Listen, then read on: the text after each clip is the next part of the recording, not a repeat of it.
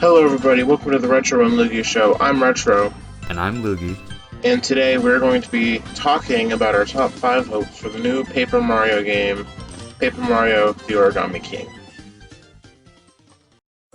Just a quick disclaimer, we've only watched the two main trailers that Nintendo has released. There's probably been a lot of additional info shown in places like websites and Nintendo Treehouse. We've just stuck to the trailers because we don't want to spoil too much of the game for ourselves. So if we happen to be speculating about something that's already been revealed, now you know why. Alright, onto the video.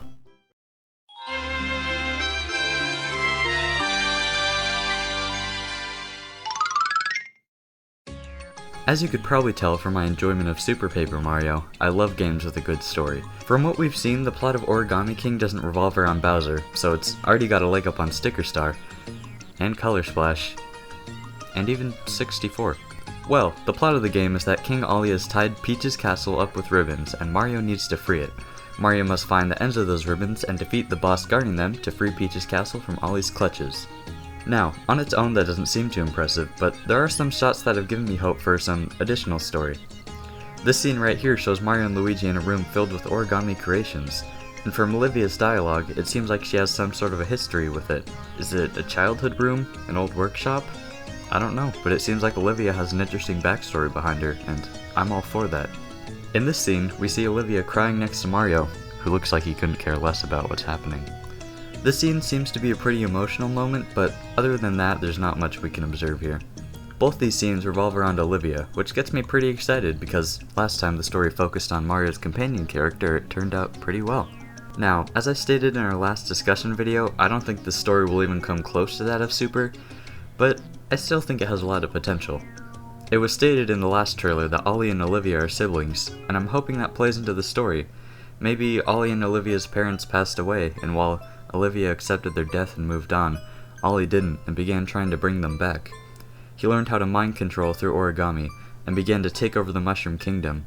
After taking over Peach's castle, he discovered the Dark Prognosticus, and by folding up Peach and Bowser, he forced them to marry. This created the Chaos Heart and allowed him to open up the Void, which he plans to use to destroy all... Sorry, I went into Super Paper Mario fanboy mode again. Jokes aside, I think this game's setup has a lot of potential, and I'm really excited to see where the story goes. Yeah, Luigi, I have to agree with you there. It's fine that you went fanboy mode for Super Paper Mario. It's a great game. Anyhow, I feel like it's been a while since there was a Paper Mario game with a story that can actually stand against Super's. I think the problem with recent Paper Mario games is that they focus too much on the new mechanics to the point where story and creative goes out the window. For example, like all the NPC characters in Color Splash were toads, like they couldn't at least add a different species of NPC, even, I don't know, those dinosaurs from Super Mario World. Anyways, I'm just, disappointed that Paper Mario became so mediocre in these past two games, and I'm hoping that it can be like the greatness of Thousand Year Door and Super Paper Mario and whatnot.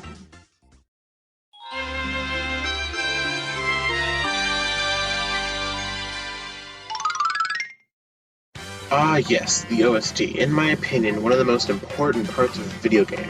Sure, if it's bad, you can mute it, but you don't receive the whole experience of the game if you mute it. It's one of the things that makes the games as memorable as they are. Like, when you hear the Dire Dire Orthodox theme from Mario 64, you probably think of Mario 64. And playing it as a kid, going into Jolly Roger Bay and being frightened by that horrible, awful eel. Well, it's one of the reasons me and Lukey like Super Paper Mario so much. The soundtrack is amazing, like Flipside and Flopside and Samus Kingdom, to the Mr. L and the Ultimate Show. They're all excellent examples of what I mean, and that's why a great OST is on the list. When I get into a battle, I want to be tapping my foot as I'm arranging the enemies. And so far, from what I am to assume is the battle theme from the trailers, it gives me hope because it's a banger, I can tell you that much. And like I said, it gives me more hope that the soundtrack will be worth a listen even when I'm not playing the game and I'm just lying in bed or in a car. And I hope that the overworld themes are just as good, if not better, than the battle theme, and the final battle theme. If that final battle theme is bad, I mean, it's supposed to be the grand finale of the whole game. The song needs to feel that way, with a dash of epic and a pinch of hope, and with healthy serving a kick butt. The final boss theme could We went there with Ultimate Show, Shadow Princess, Elder Princess Shroob, and the final, etc. In the end, I just want an OST that I can get excited regardless if I listen to it in or out of the game.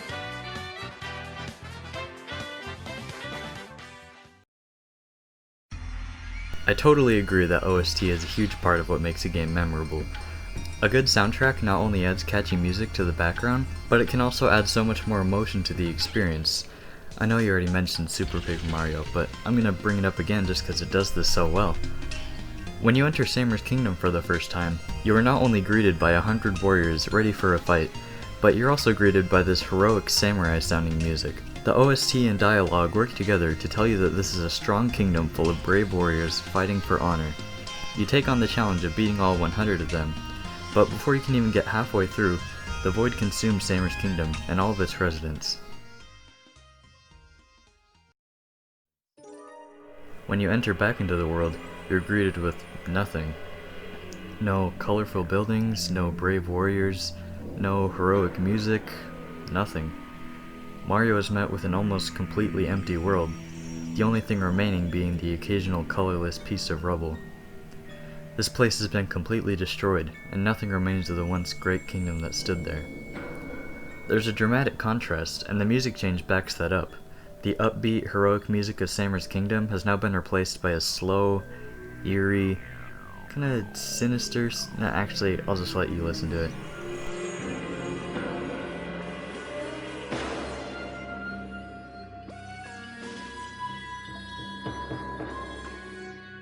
Up until this point in the game, the Void never seemed like too much of a threat.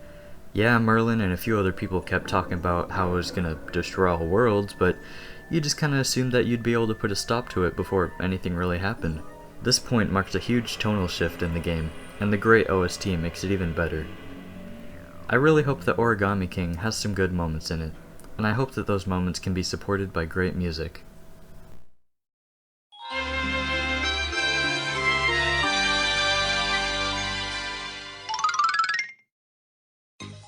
Along with great storytelling, interesting characters is another core part of Paper Mario that's been mostly absent from the past two games. After Super, the whole series just became... Toads. YouTuber Itstangani put it really well in his video, Paper Mario vs. Good Character Design, in which he says, "A core part of what made Paper Mario feel so cool was that it didn't feel like Mario." And I really agree with this statement. For example, in normal Mario games, a Goomba is just an enemy. You stomp on it and you're done. In Paper Mario, however, Goombas are a lot more than that. They can be an archaeologist, a professor, a creepy stalker kid. Unfortunately, Origami King seems to have gone the route of Sticker Star and Color Splash, where all the characters have the same appearances they do in mainline Mario games. Instead of a Bob-omb with a mustache, captain's hat, steering wheel, etc., you just got this.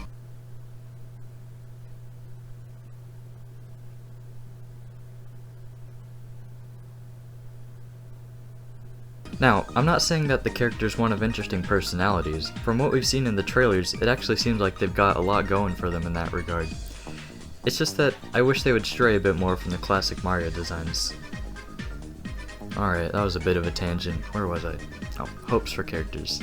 I'd say my biggest hope is that we receive some kind of backstory for the partner characters.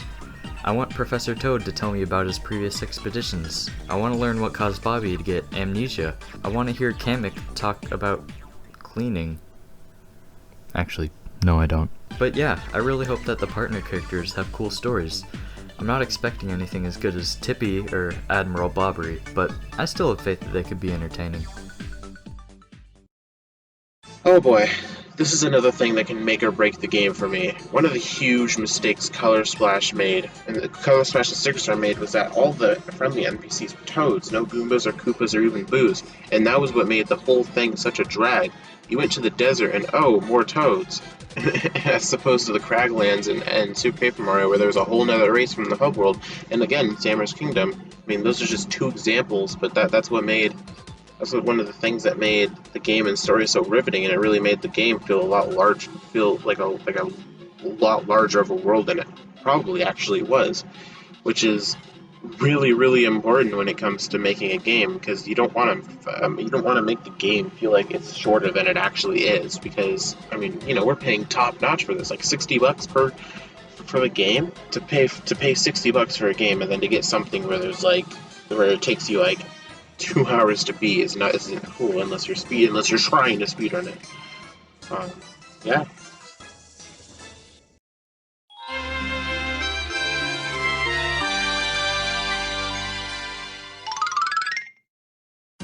In my opinion, one of the biggest problems in modern video games is that A, they're too easy, and B, they can be too short.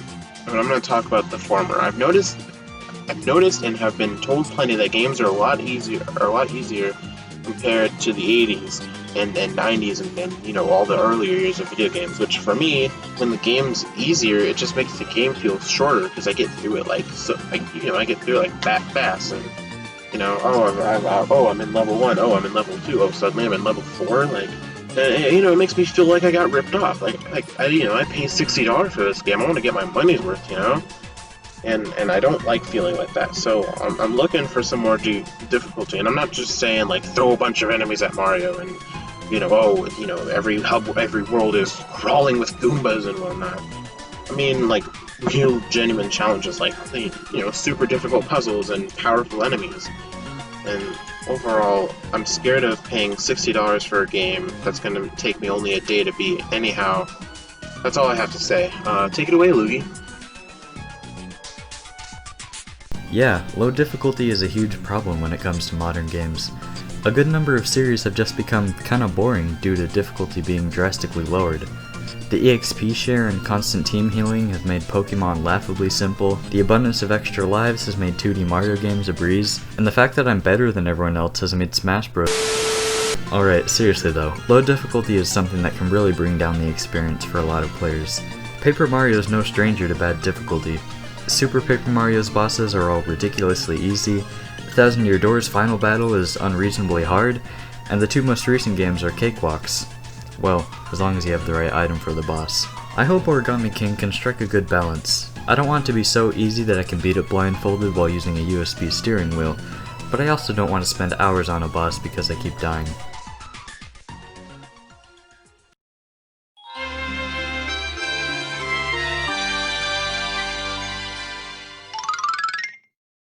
Now, as much as I love a good story and OST, this is what's really gonna make or break Origami King.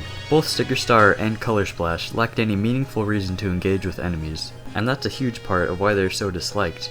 It's one thing if a game lacks the same charm that previous games in the series had, but it's an entirely different issue when one of the game's core features is entirely pointless. I mean, it's an RPG where battling is pointless. In fact, it's less than pointless. Engaging in battle just means that you're gonna have to use your cards/stickers, which you don't want to do, because battle doesn't give anything useful. Ugh. Now, in Color Splash you do receive hammer scraps, which increase your maximum paint capacity, but that doesn't do much to help because you never really come close to running out of paint anyway. From what we've seen in the trailers, Origami King doesn't have an experience point system. The shot of the battle results cut away pretty quickly, so it's possible that we just didn't get to see it. But from the looks of it, Mario only received coins from battle.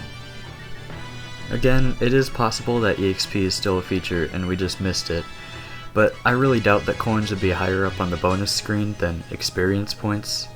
Now, just because XP is seemingly absent doesn't mean the battles will once again be pointless. There are a lot of ways they could go about sufficiently rewarding the player for battle. Confetti seems to be a big part of the game, maybe battling could be the only way to get more of it. There even seems to be spots in the game that require confetti in order to progress, so if it turns out that battling is the only way to get confetti, then that would mean battling is technically a necessary part of the game. Well, whatever they do, I hope they do it well, because it doesn't matter how cool the new battle system is if there's no purpose in engaging with it. I agree with Luigi. I feel like scum when I run around enemies, but at the same time, I just don't feel like I have any reason to fight an enemy. I just want to avoid them and get on with the game. And that's the problem with a lot of games like this, is that it's high risk, death, time, and items, and no reward.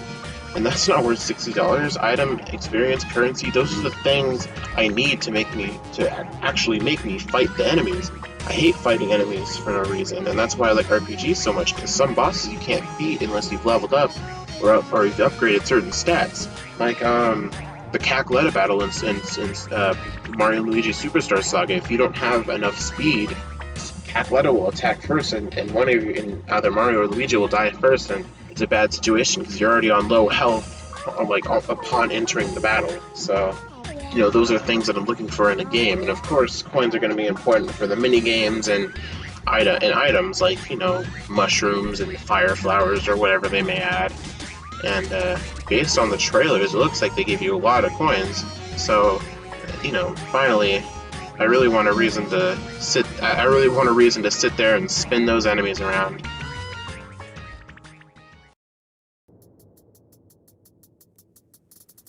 Thank you everyone for watching. We hope you enjoyed this video. If you did, be sure to show your support by leaving a like. I was actually in the middle of editing this video when I found another video that has the exact same concept as this one. I just want to clear things up. No, we did not copy him. The similarity is just a coincidence. Well, anyways, we're currently at 3 subscribers, 2 of which are us, so if you want to make our channel look a little less pathetic, then definitely consider subscribing. Well, with that being said, I think I'll be going. Goodbye. Yeah, like Luigi said, thanks for watching. This is our first top 5 video, so I'm hoping that we can, we get better at this. Of course, we've already pre-recorded this, so I have no idea how this is going to turn out. So I'm hoping it's good. I'm quite excited for the end product. So yeah, you'll have to tell us in the comments. And like Luigi said, I would like you to, leave a like, subscribe, share, and don't forget to hit the bell so you can be notified for when we do videos and more episodes of Paper Mario and whatnot. And with all that, I'm Retro, and I'll be seeing you. Bye bye.